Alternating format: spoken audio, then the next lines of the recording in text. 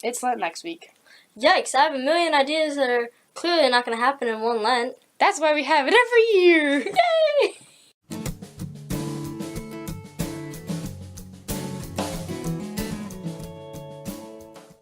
What on earth is Lent? In plain English, Lent is preparation for Easter. That's plain and simple. But saying that it's preparation for Easter sounds like the most boring and ambiguous thing ever. How do I prep for Easter? To prep for Easter, we need to ask what Easter is. What is Easter? Easter is the resurrection of Jesus from the dead. Why did Jesus need to rise from the dead? Well, it was because he was dead, duh, but it goes a little deeper than that. Why was he dead? Jesus died for our sins. That's what we commemorate every Triduum, which is Holy Thursday, Good Friday, and Holy Saturday. It's when we commemorate Jesus' passion. I guess that's what we really prepare for in Lent. We really prepare for walking with Jesus on Calvary. It's also an imitation of the 40 days Jesus spent fasting and praying in the desert before his mission. The temptation of Jesus in the desert was actually instigated by the Holy Spirit. Jesus spent 40 days fasting and praying. Not many people to give alms to, though, for preparation for his messianic mission. Similarly, our Lenten journey, our 40 days of fasting and prayer, is instigated by the Church, who represents the Holy Spirit. It's our main time of preparation for our mission in the Church to spread the gospel, focusing on prayer, fasting, and almsgiving. This Lent, try to think of your journey as a journey side by side with Christ instead of just another Lent that we have to go through. In my own preparation for Lent, I've been listening to a certain Dominican sister as she speaks during Lent. These are talks that were recorded at Lenten retreats and stuff like that. I attached some of the videos at the end. It's really beautiful. They're really beautiful, and her reflection on prayer really struck a chord. So I'm going to share some of that with you. At the beginning of the video, I mentioned that what we're really preparing for is Jesus' death on Good Friday. Jesus is going to die. Jesus will die. Now, we have the resurrection in hindsight, but imagine if you were a disciple. They didn't know about the resurrection. They also didn't really understand what Jesus was talking about when he was talking about dying. But let's just focus that Jesus is going to die in 40 days. Think of someone you love and is regularly present in your life, daily life. Then think about what if you found out that they had to leave your daily life. Not necessarily die, but you would not see them every day. You know about a month ahead of the time that they have to leave. Wouldn't you want to spend as much time as possible with them before they leave? I know I would, and going to a school run by religious sisters, all of whom I love dearly, often I have to live with the knowledge that one or more of them might not be there next year. This is what happened to a 10-year-old boy who had a closer relationship with Sister Christiana. I'm going to show you a clip of where Sister talks about this and connects it to prayer during Lent, and I encourage you to watch the rest of the video too. At the end of that year, I knew I wasn't coming back to that school. And I knew I was moving to a new school. And I knew John would move on, which was hard because had I been at that school, I knew I would have had him again. So I think for all of us, there was a suffering. You know, there was the sadness of loss, even with his parents.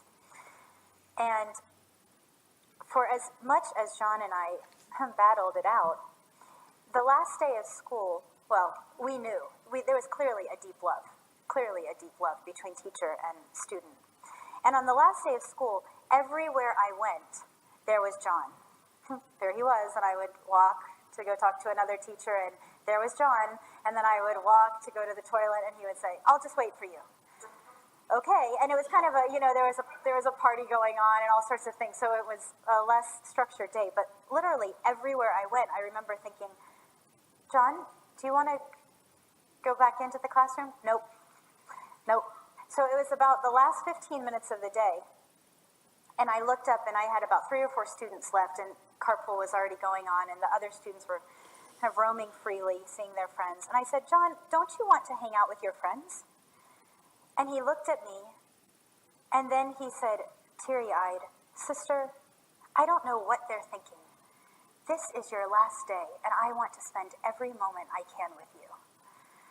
And literally, I think I pulled him off of my body as I put him into the car on the last day. And the Lord was very generous. I've been able to see him just once since then. But his words were so profound, right? You're leaving and I want to spend every moment I can with you. And I thought, and I have thought over the years, that is our Lenten journey. Christ is dying. Jesus Christ is leaving. He's dying. He's leaving us. And I want to spend every minute I can with him. Every moment. Now, I can't kneel down in the chapel every day for the next 24 hours for the next 40 days. But that's the lens through which I want to look at my prayer. Jesus, I love you, and you're leaving. And I want to spend every moment with you. Not just for my sake, but because you're getting ready to die. I want to walk that journey with him, stay with him, the way that I would have been able to in Jerusalem 2,000 years ago, the way Our Lady would have stayed poor Mary. Jesus is like, I got to go to Jerusalem and preach to these people. I'll see you this afternoon. Poor Mary, she had to say, okay, we'll be separated for these hours or these hours. She knew what was coming, but she was with him in her heart. And so this image is the one that I take up during Lent. I want to spend every moment that I can with you. I know Sister Mook mainly uses that as an analogy to prayer, but can you see your entire Lenten journey as walking side by side with Christ? I challenge you to see treat this not just as any other Lent, but instead as a journey that you can take with Christ. He's there with you on this journey.